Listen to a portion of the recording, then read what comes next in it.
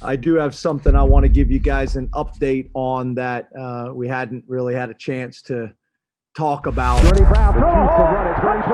through internal testing and second opinions. Journey Brown will no longer be able to play football. Penn State running back diagnosed with hypertrophic cardiomyopathy. It's the thickening of the heart muscle that impacts its ability to pump blood. You know, Journey's one of the most popular and respected players on our team, and we found out about this in early September.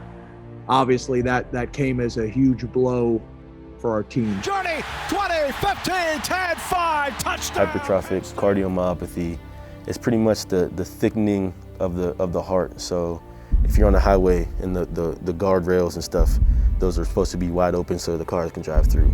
So imagine if there was mountains on the side. So the mountains close in and make it harder for the traffic to go through. That's what it is. When did you first find out your health wasn't 100%? I would say it all happened fast, you know.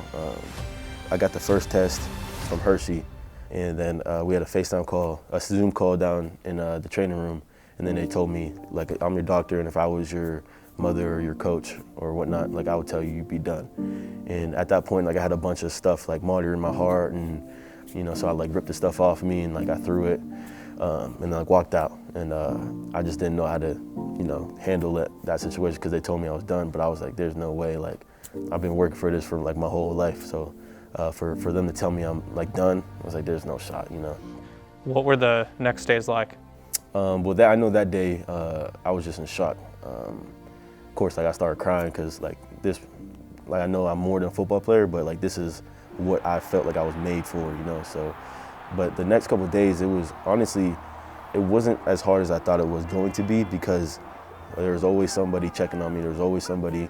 Coach Sider called me damn near every day. Coach Franklin called me every day. Of course, my family. It was just good to always be able to vent when I needed to. When you initially found out and they told you that something could potentially be wrong, what was the timeline from there until you actually found out your football career would be over? I think I went to Cleveland Clinic, you know, with high hopes, of course. Coach Sider told me, like, you already got the worst news. You know, so go in there expecting better news, but you already got the worst news, so they can't get any worse than this. So we go in there, you know, I'm there till 9 o'clock at night, you know, just going through these tests. And then at the end of the day, we went into the room with the doctor and stuff, and he sits down and he's talking to me. He was like, so, he's like, I'm not even gonna sugarcoat it. He said, you're a grown man. He was like, you got the real deal. You got hypertrophic cardiomyopathy. And I was like, okay, like, so what does that mean? And he's like showing me the little charts and stuff. And he's like, when it's like a red flag, it's like at a 50, like where the thing bends back or let the blood through. And he was like, yours is like bad. He's like, yours is at 150. Still in my head, I was like, so can I still play? Like, is there like a way I could still play? And he was like, nah. He's like, I'm not even gonna. He's like, there's like no shot. You know, if you do play, there's like very high chances that I would die. When you heard the word death in Cleveland, Yeah. what was the first thing that raced to your mind? Of course, my family, my mom's, my little sister, my sister Bailey, music, and just my whole family in general. Person from my family, we experienced a lot of death in our life. And for me, I was like, damn, like we don't need any more situations like that, you know.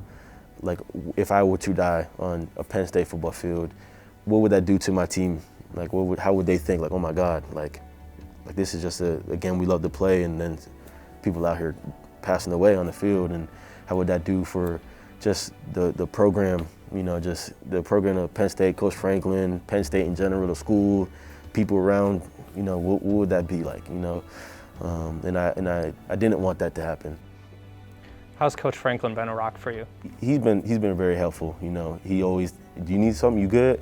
I'm like, yeah, dude, you know I'm good. Like, but he texted me every day, love you, brother. When you see it, you're like, ah, oh, there's Coach again. He texts me back, I love you. But when you actually sit there and I'm on their mind, like having that bigger impact on somebody that's always busy moving around just shows you kind of what kind of coach he is, you know, just always there for his players, and he loves his people, so obviously. He always says he got his family, he got us. In these type of times, it proves, you know. The straight arm still going. What a journey! Touchdown! How do you make sure you aren't somebody that plays victim to your situation? That I don't know. I remember when I first found out that like I wasn't playing no more. I remember I went home and I just laid on my floor, just like to think, like, and for some reason I couldn't cry. Like I couldn't cry at that time and moment when I got home from the first time from the Harrisburg doctor told me. And I remember I was just sitting there and I was like saying, like, in my head I was like, why can't I say why me? Like why can't I say like why me? Why can't I say, oh, why is this person playing? He don't even like to play. Like I was just like I couldn't like say it in my head. And Coach Sider actually came to my apartment and was sitting there talking to me, and I told him, I was like, I'm almost like, I'm not mad, but I'm like confused, because usually when people get in situations, like they're like, oh, why me? Like, why is this? Why is that? And I told him, I was like, I can't say it. I was like, I keep saying in my head, I wouldn't want it to be anybody else.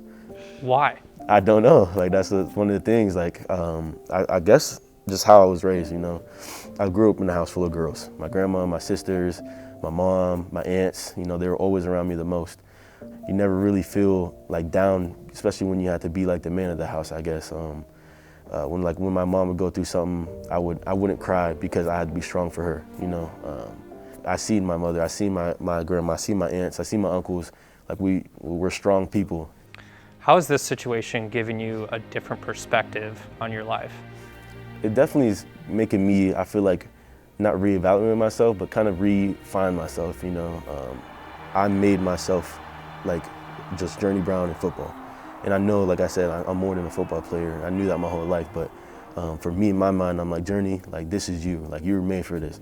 So for me for all to come to a stop, like at one time, it's kind of like more of a, like, okay, so what do you like to do, you know?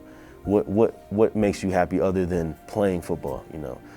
And I'm sitting there, I'm like, okay, so like, who am I? Like, what do you like to do? Like, I keep asking myself, and of course, my old self, well, you like to play football. Like, at this point, I'm not trying to find myself, but trying to find what Journey Brown likes to do other than playing football. And I love life in general, but like, what does that look like for me?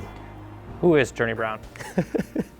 Well, now it's more relevant than ever. Like I'm just a regular dude. I've been saying that forever. I guess you could say I'm a teacher. You know, I feel like I've been through a lot of situations. I've seen a lot of situations, and what I've been through my life, I feel like I can relate to a lot of people. I call myself an old man constantly, but I feel like that's who I am. What comes next? Shoot, pretty much the same thing. JB being JB.